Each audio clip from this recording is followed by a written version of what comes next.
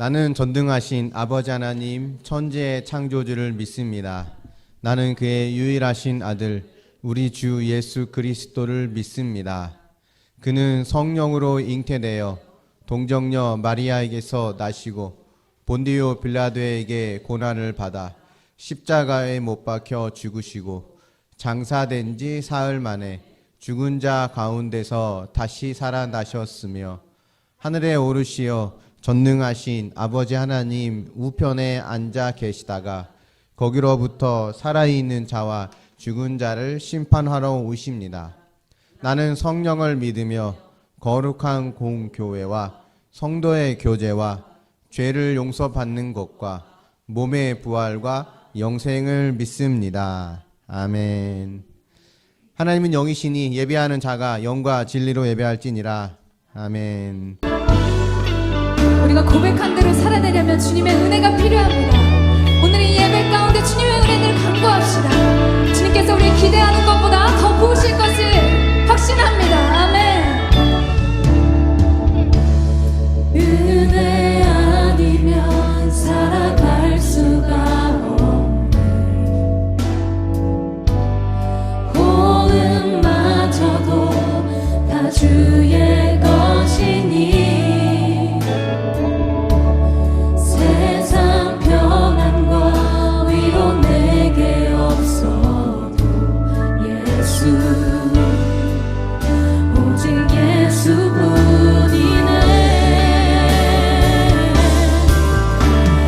그 신계획 가볼 수도 없고 작은 고난에 지쳐도 주께 묻기 나의 모든 삶 버티고 견디게 하시네. 그 신계획 다 볼 수도 없고 작은 고난에 지쳐도 주께 묻기 나의 모든 삶 버티고 견디게 하시네.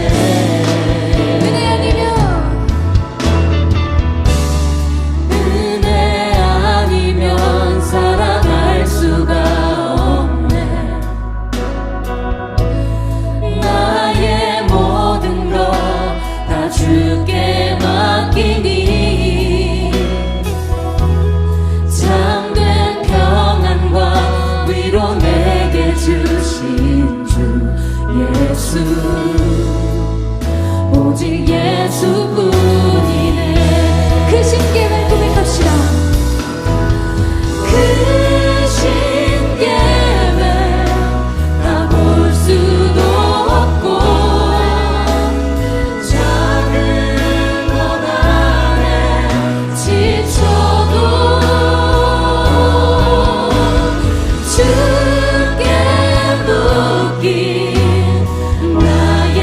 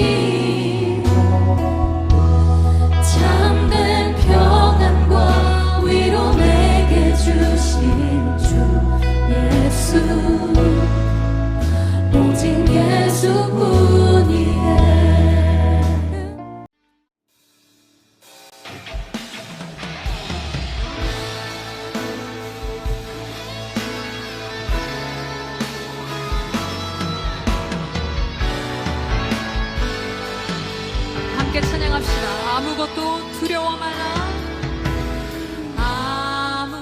아무것도 두려워 말라. 주 나의 하나님이 지켜주시네. 놀라지 마라. 겁내지 마라. 주님 나를 지켜주시네. 다시 한번 아무것도 두려워 말라. 아무것도 두려워 마라. 주 나의 하나님이 지켜주시네. 놀라지 마라. 겁내지 마라. 주님 나를 지켜주시네. 내 맘이 힘에 겨워 지칠지라도 주님 나를 지켜주시네. 세상에 엄마 아파 몰아칠 때도 주님 나를 지켜주시네.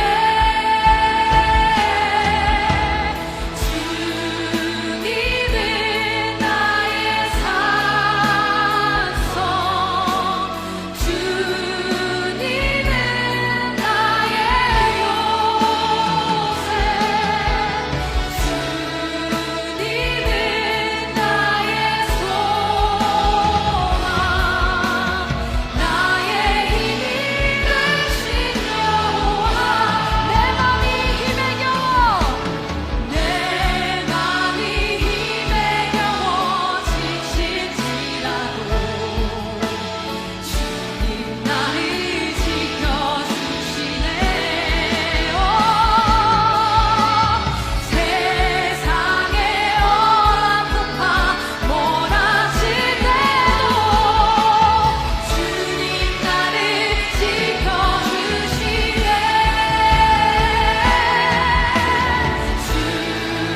주님은 나의 산성, 주님은 나의 요새, 주님은 나의 소망, 나의 힘이 되신 여호와. 주님은 나의 산성, 주님은 나의 산, 주님은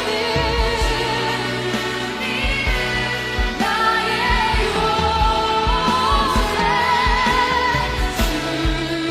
주님은 나의 소망, 나의 힘이. 아멘. 두 손을 높이 들고 주님은 나의 산성, 주님은 나의 산, 주님은 나의 요새,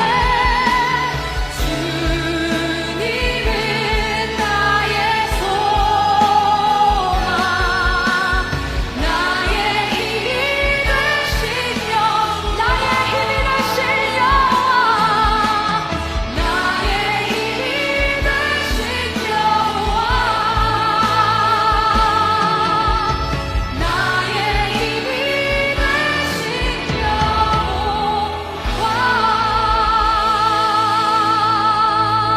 여호와.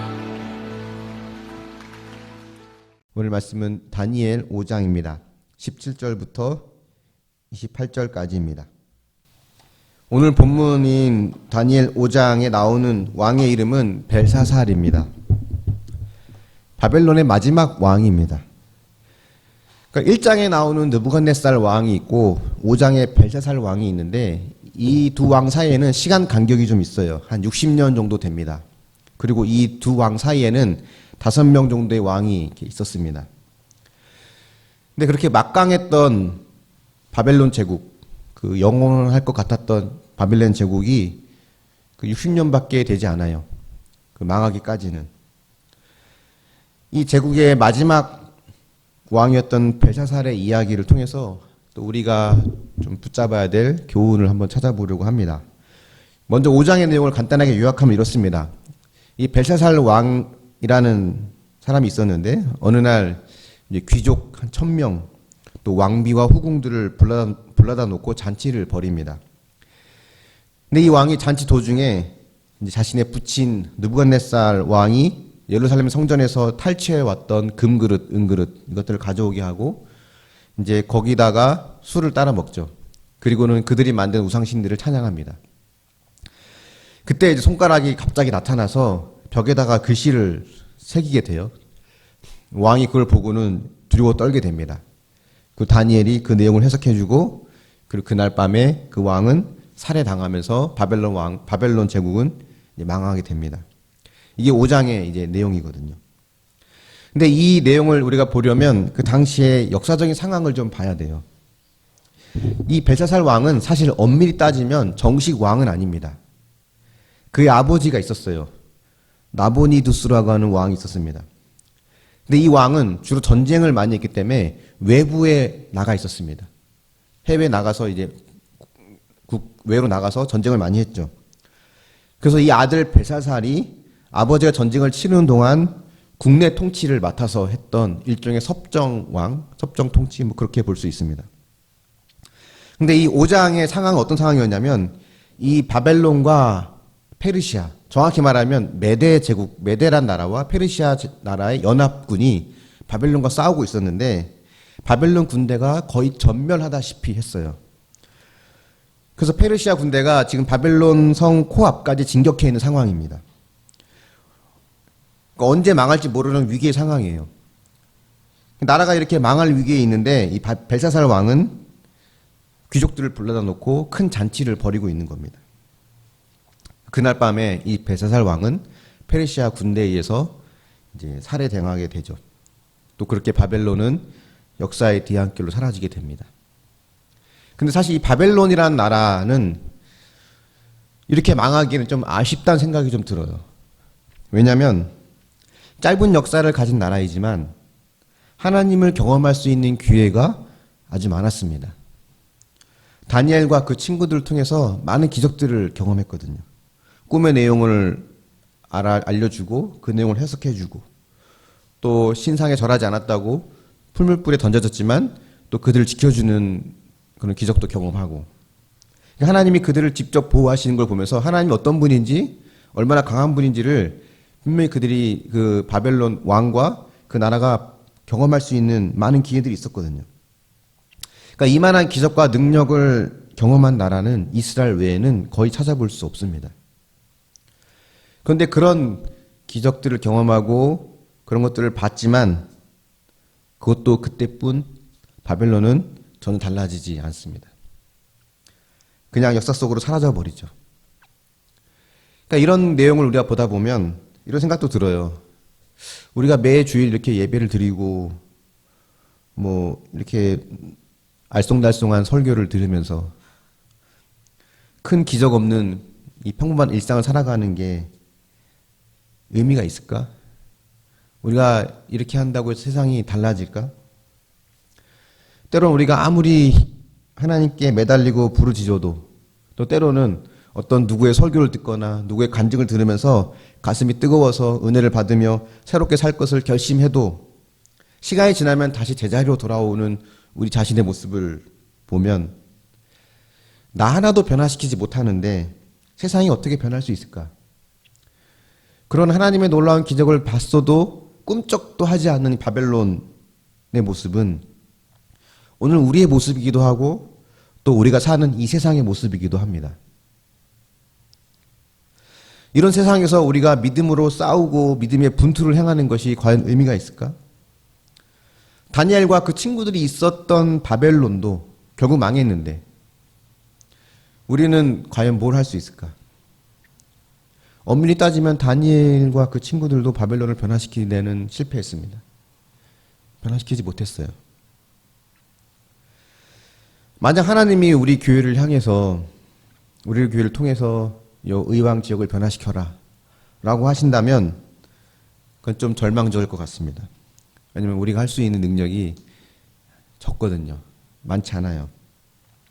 저보고 우리 교회를 뭐 완전한 교회, 완벽한 교회가 되게 해라 라고 한다면 그것도 역시 굉장히 절망적일 것 같습니다. 왜냐하면 제 능력을 알기 때문에 그럴 만한 자신이 없어요. 뭐 이외에도 우리가 사실 아무리 애를 써도 아무 소용 없는 것 같은 그런 느낌이 들 때가 있죠. 예를 들면 뭐 안 믿는 가족들, 친척들, 그들을 이게 복음을 전하기 위해서 그 한 영혼을 구원하기 위해서 우리가 참고 또 참고 또 때론 수모를 당하고 인내를 해도 꿈쩍도 하지 않고 달라지지 않는 그런 사람들을 보게 됩니다. 직장에서 또 우리가 만나는 사람들 관계 속에서 내가 믿는 사람으로서 최선을 다하지만 그런다고 해서 그곳이 바뀌는 것도 아니고 그런 나를 인정해 주기는커녕 오히려 때로는 오해를 받거나 손해를 감수해야 될 때도 있습니다. 한 사람 전도하려고 한 사람 교회 오게 하려고 아무리 애를 써도 밑빠진 독에 물 붓는 것 같은 느낌이 들 때도 있죠. 꿈쩍하지 않는 바벨론 같은 세상 속에 살고 있습니다. 그럴 때 우리는 이걸 인정해야 될 것 같아요.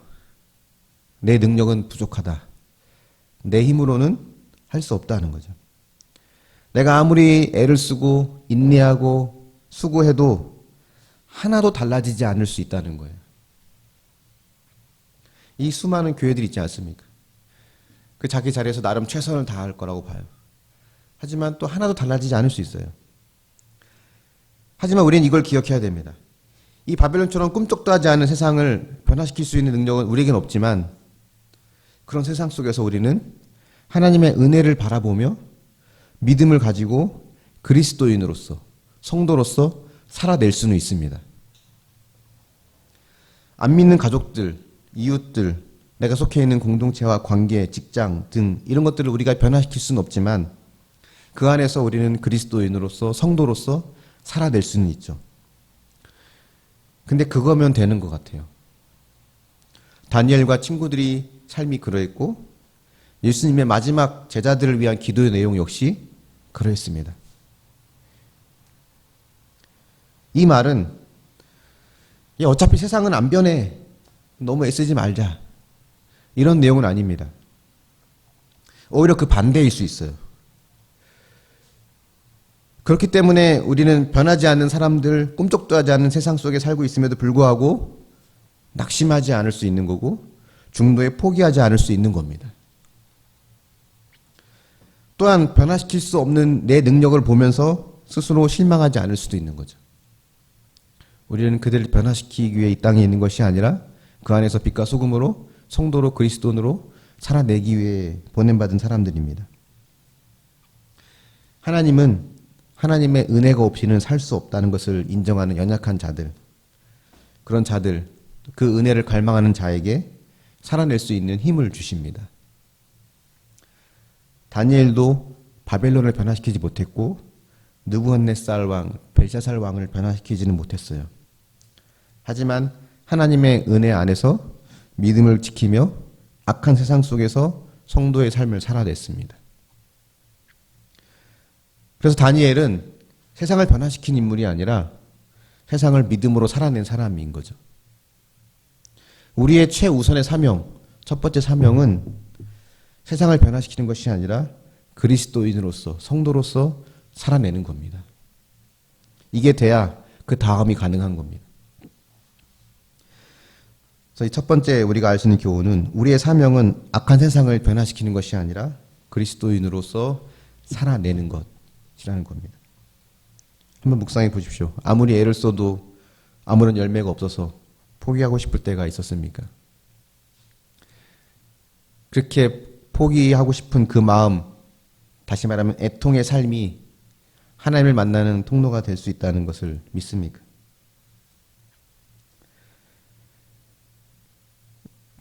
그 다음을 한번 보겠는데요. 벨사살 왕이 이제 예루살렘 성전에서 가져온 그릇, 금그릇, 은그릇, 뭐 성전 기물을 가지고 술을 먹고 이방신을 찬양하고 이런 행위들은 하나님에 대한 정면 도전이죠. 하나님에 대한 반역입니다. 그래서 갑자기 손가락이 나타나서 벽에 글씨를 새기죠. 왕의 낯빛이 변해요. 두려워 벌벌 떱니다. 누구도 그 글자를 해석하지 못합니다. 이때 다니엘이 와서 해석을 해주는데 이 다니엘은 해석하면서 동시에 왕을 책망합니다. 22절에 보면 이렇게 되어 있어요. 같이 보겠습니다. 벨사살 왕이여, 왕은 그의 아들이 되어서 이것을 다 알고도 아직도 마음을 낮추지 아니하고. 지금 이 다니엘은 이 4장에 나와 있는 느부갓네살 왕의 이야기를 언급하고 있는 겁니다. 느부갓네살이 교만하게 행하다가 쫓겨나서 이제 짐승처럼 살았던 시간들이 있었죠. 그러다가 이제 하나님의 때가 되니까 하나님께서 그를 회복시켜 주셨습니다.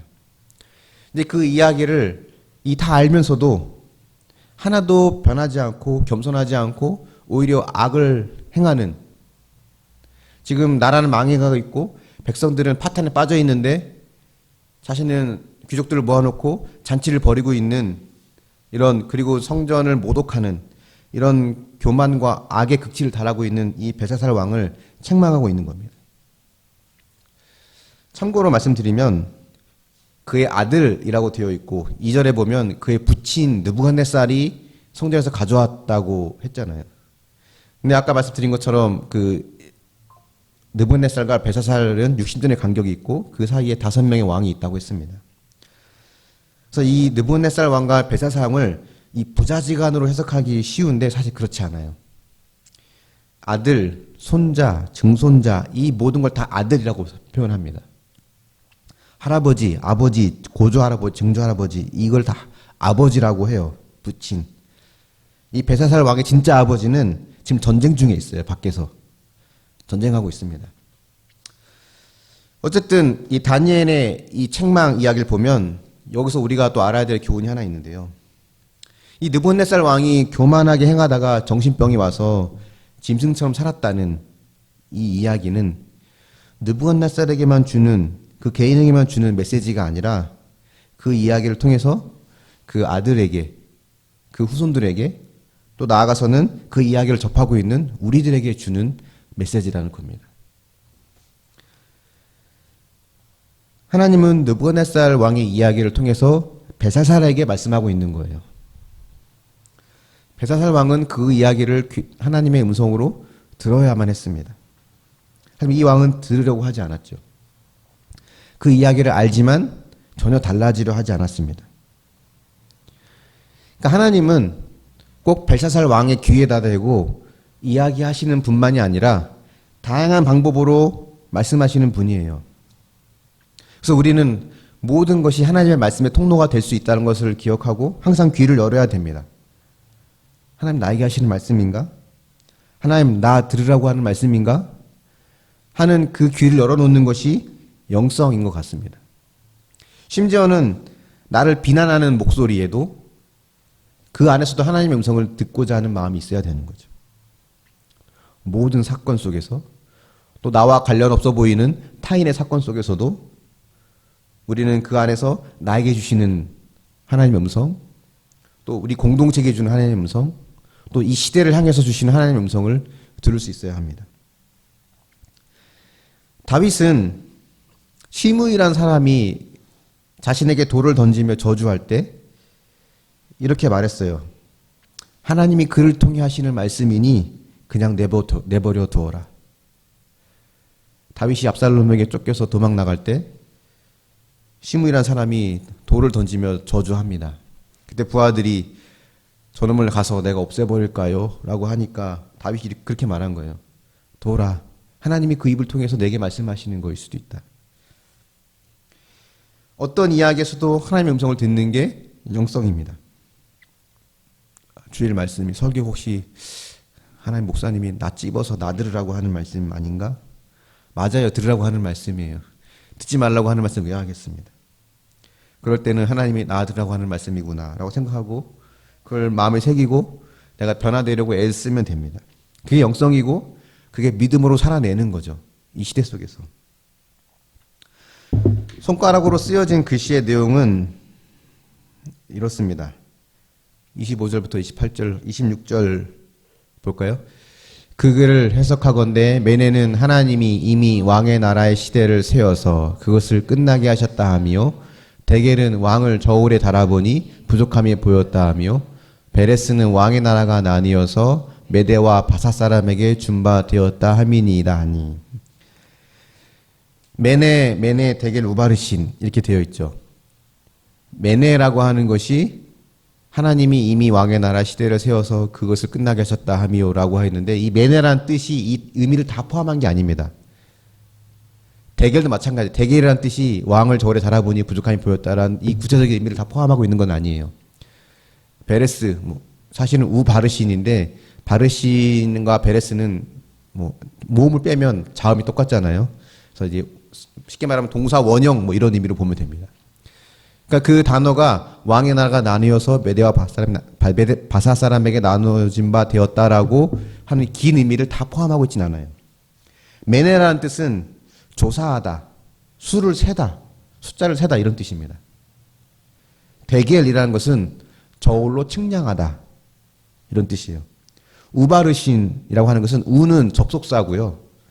바르신이라고 하는 것은 나뉘어지다라는 뜻이에요. 이건 당시에 널리 사용되어졌던 아람어로 기록됐을 거로 봅니다.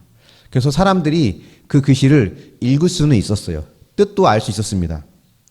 갑자기 손가락이 나타나서 벽에 이렇게 쓴 거예요. 조사하고 측량하다, 그래서 나뉘어지다 쓴 겁니다. 근데 이걸 해석을 못한 거예요. 이게 도대체 무슨 뜻인지. 조사하다, 측량하다, 그래서 나누어지다.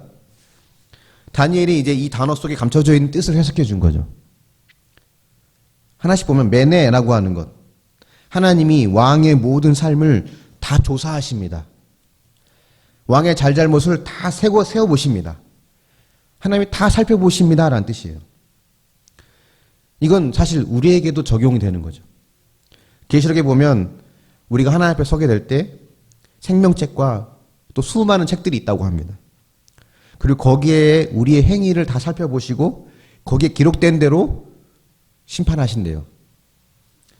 그러니까 우리가 심판대 앞에 서게 되면 하나님의 메네 다 조사하고 살펴보시는 것이 실행되어졌다는 것을 우리가 보게 됩니다.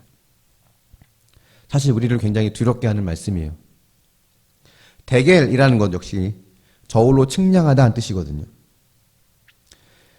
벨샤살 왕의 잘못을 저울에 올려 무게를 달아본다는 겁니다. 하나님의 눈에 의해서 이 왕의 삶이 정확하게 측량이 되는 거죠. 이건 역시 우리에게도 그대로 적용됩니다. 이 왕에게만 해당되는 게 아니에요. 하나님은 불꽃 같은 눈으로 정확하게 우리의 잘못을 측량하십니다. 우리 믿는 사람들이 하나님을 왜 두려워합니까? 사랑이 많으신 분이고 은혜가 충만하신 분인데 그분이 두려워서 함부로 못 살거든요. 그 이유는 그분이 나의 모든 행동과 마음속 숨은 동기까지 정확하게 측량하시는 분임을 우리가 인정하기 때문입니다. 경찰만 옆에 있어도 괜히 죄 지은 것처럼 깜짝 놀라서 조심하게 되는 것인데, 그분이 나의 모든 걸 다 꿰뚫어 보고 있다고 한다면 우리가 아무렇게나 살 수 없죠. 그분이 나를 정확하게 측량하신다. 이건 이 데겔이라는 말씀은 메네보다 우리에게 더 두렵고 무서운 말씀이 됩니다. 우바르신, 베레스라고도 하지만 그래서 나뉘었다라는 뜻입니다. 저울로 측량한 결과 하나님의 기준에 왕은 미달되었다는 거예요. 그래서 왕의 나라를 둘로 나뉜다는 겁니다. 양팔 저울을 한번 상상해 보세요. 한쪽 저울에는 의로움을, 한쪽 저울에는 죄를 달았는데 죄가 훨씬 무거워서 죄가 있는 쪽으로 확 기울어져 버린 겁니다. 하나님 기준에 합당하려면 의로움의 기준이 확 올라가야 되는데 죄의 기준이 죄의 양이 확 많으니까 저울이 기울어진 거예요. 그래서 하나님 보시기에 기준이 미달되었다. 그래서 심판을 받는다는 겁니다. 근데 이건 역시 우리에게도 예는 아니죠. 만약 우리의 삶을 한쪽에는 죄를, 한쪽에는 의로움을 달아놓고 저울질을 한다면 여러분의 삶은 어느 쪽으로 기울 것 같습니까? 과연 우리 중에 하나님의 기준에 도달할 수 있는, 하나님의 기준을 충족시킬 수 있는 사람이 있을까요? 벨사살만 자격 미달일까요? 우리는 기준에 미달되지 않을까요? 사실 우리도 벨사살 왕처럼 심판을 받아도 할 말 없는 자예요. 그래서 메네 데겔 우바르신, 이 마지막 우바르신이라는 말이 가장 우리에게 두렵고 떨리는 말씀이 됩니다. 이 말씀은 벨사살 왕 개인에게만 주신 말씀이 아니라 우리 모두에게 주신 말씀이에요. 근데 우리가 기억해야 될 것은 이 안에 감춰져 있는 놀라운 은혜가 있다는 겁니다. 제일 두렵게 만드는 베레스 28절에 나와 있는 왕의 나라가 나뉘어서 메대와 바사 사람에게 준바되었다 하는 것, 결국 왕의 심판을 받는다는 이 심판의 메시지 베레스는 벨사살 왕에게는 적용될지 몰라도 오늘 우리에게는 적용되지 않는다는 겁니다. 우리 죄의 무게가 예를 들어서 1000kg이다 라고 한다면 이 반대편에 달 수 있는 우리의 의의 무게는 얼마나 될까요? 0이겠죠. 우린 뼛속까지 100% 죄인이고 우리에게 의로움이 하나도 없기 때문에 저울에 달 만한 게 하나도 없어요. 그래서 우리의 저울은 죄 쪽으로 기울어질 수밖에 없습니다. 방법이 없어요. 근데 주님이 오셔서 우리가 갖고 있던 죄를 가지고 반대편 저울로 가져가신 거예요.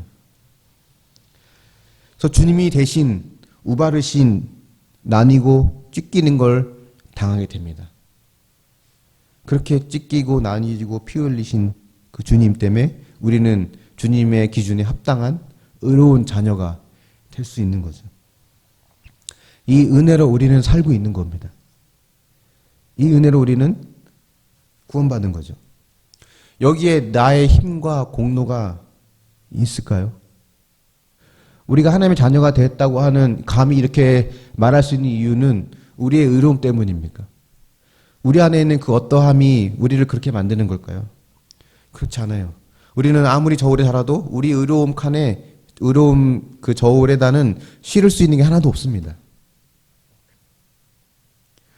주님이 우리의 죄를 가져가실 뿐만 아니라 그 무한한 의로우신 분이 죄를 안고 대신 그 반대편 저울로 가주셔서 우리의 의로움이 하나님 기준에 합당하게 됩니다.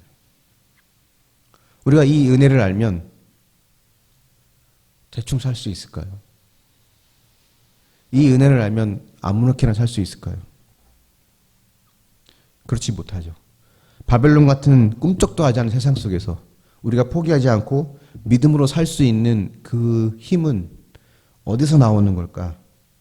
그것은 이 하나님의 은혜가 내 심장을 뛰게 할 때, 내 가슴을 설레게 할 때, 내 가슴을 벅차오르게 할 때, 그때 우리는 바벨론같이 꿈쩍하지 않은 악한 세상 속에서 성도로 그리스도인으로 믿음을 살 수 있는 힘과 용기를 얻게 됩니다.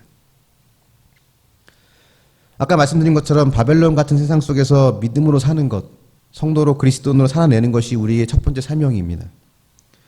그리고 알아야 될 것은 그 사명의 힘은 벨사살 같은 죄인인 나를 하나님께서 사랑하셔서 하나님의 은혜로 우리가 새롭게 되었다는 것을 인정할 때, 그것이 내 마음에 가득 채워질 때 우리는 새롭게 살 수 있는 힘을 얻게 되는 거죠.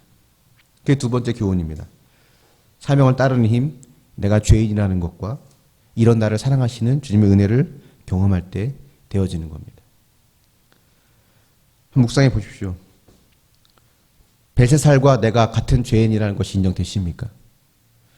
똑같이 저울에 재었어도 그 왕이나 나나 하나님 기준에 미달되는 걸 인정하나요? 나뉘고 찢겨져 마땅한 나를 불쌍히 여겨주시는 하나님의 은혜를 경험한 적이 있습니까? 오늘 말씀을 정리해 보겠습니다.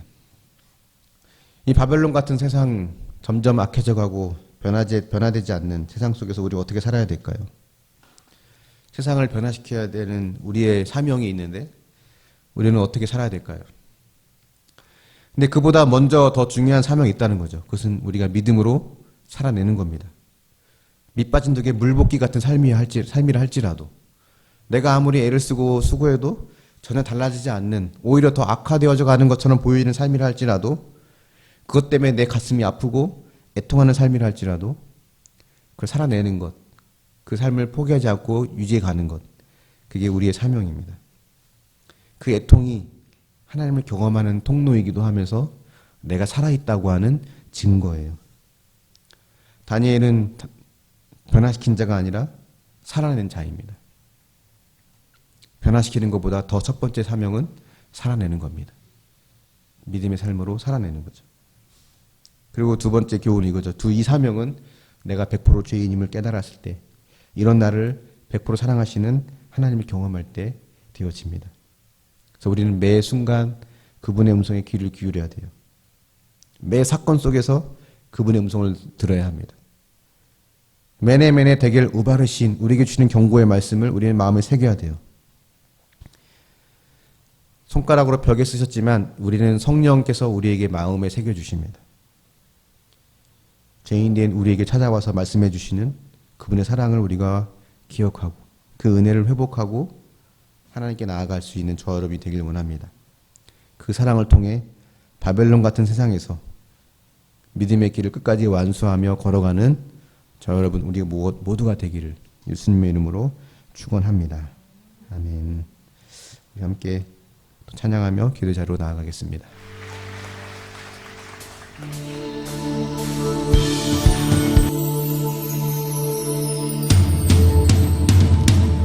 모든 이름의 능력이 되신 주님, 그 예수 그리스도를 선포하며 찬양합니다. 할렐루야!